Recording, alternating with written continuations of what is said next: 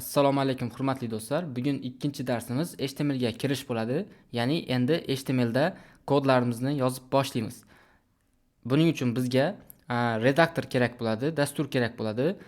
Redaktorlarning turlari ko'p: Sublime, VS Code, PHP Storm, Web Storm. Bizga hozir kerak bo'ladigan, ya'ni biz ishlatadigan redaktor VS Code hisoblanadi. Hozir shu dasturni yuklab olib o'rnatishni ko'rib chiqamiz. Buning uchun brauzerga yozaman, VS Code download yozamiz. Bizga mana ofitsialniy saytini chiqarib berdi, visualstudio.com. Shunga kiramiz. Xo'sh, biz bu yerda operatsion sistemamizni tanlaymiz. Windows, Linux, Mac, iOS bo'lishi mumkin. Biz bu yerdan Windows'ni tanlaymiz. O'zingizga keraklisini tanlab olasiz va mana bu joyda download chiqadi. Mana dasturning o'zini ham yuklab olib boshladi. 88.4 megabayt ekan, yuklab olyapti. Xo'sh do'stlar, mana VS Code dasturini yuklab oldik. Endi dasturni o'rnatamiz. Bu joydan ya принимаю, dalее va bularning hammasiga птичка qo'yilgan bo'ladi. Dalее установитni bosamiz. Mana dastur o'rnatilyapti. Mana do'stlar, dastur o'rnatildi. Endi VS Code dasturiga kirib, ya'ni Visual Studio Code dasturiga kirib, HTML hujjatlarimizni, sahifalarimizni yaratib boshlaymiz. Dasturni ochaman. Ochgan paytim men bu joyda avval ham kod yozganman. Buni hozir yopib turamiz. O'zlarimiz uchun, ya'ni hujjatimiz uchun, proyektimiz uchun papka yaratib olamiz. Open folderni bosaman va open folderning ichidan рабочий stolda o'zimga yangi papka yarataman. Xo'sh, рабочий stolni tanladim va mana bu joyda noya papkani bosamiz va bu yerga yozaman. Misol uchun web dasturlash deb nom berdim papkamga va mana shu papkani VS Code'imga proyekt qilib ochaman.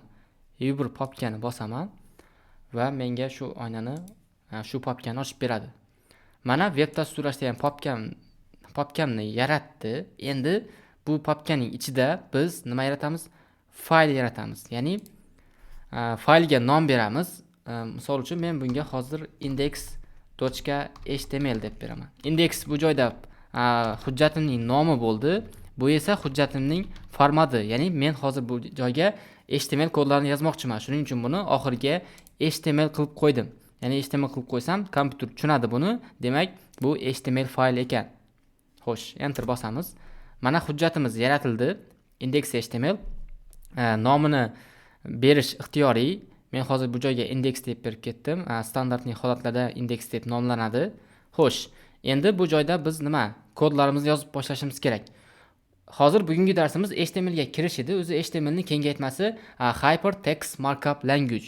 Shuning uchun ham buning kengaytmasi Hypertext Markup Language bo'ldi. Xo'sh, endi bu joyda standartning ko'rinishdagi kodlar qanaqa bo'ladi? Bugun shuni boshlaymiz. Bu joyda HTML da taglar yordamida kodlarimizni yozamiz.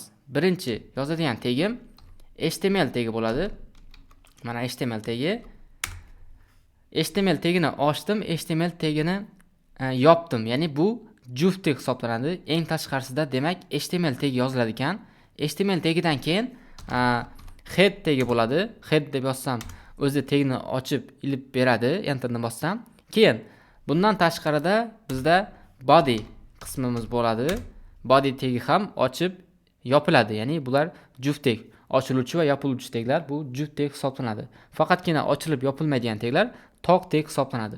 Hozir mana bu joyda HTML tagini ochdim va oxirida HTML tagini yopdim. Bu nima bilan?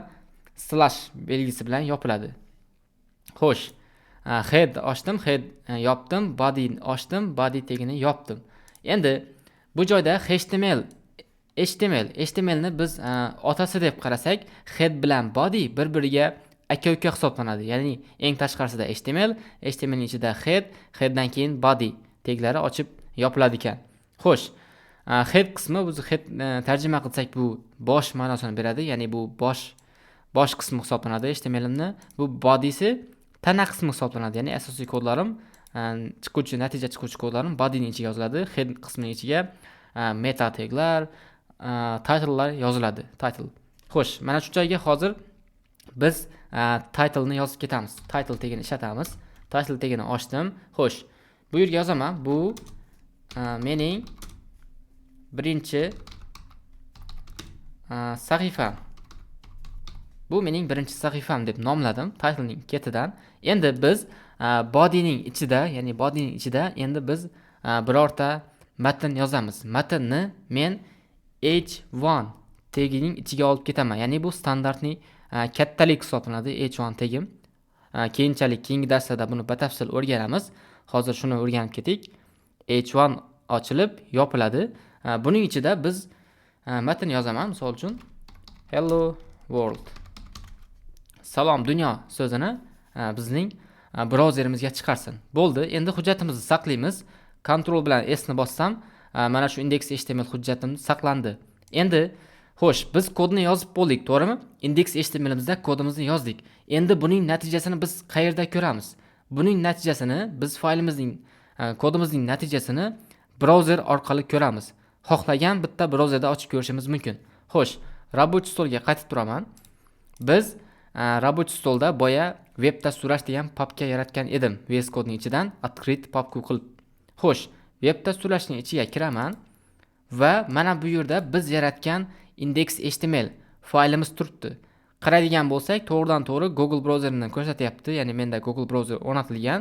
Shu orqali ochib beradi hozir. Xo'sh, kiramiz. Mana do'stlar, biz yozgan hello world matni brauzerimizda chiqib keldi. Ya'ni biz birinchi matnimizni brauzerimizga kiritdik, ya'ni kod orqali chiqarishni o'rgandik.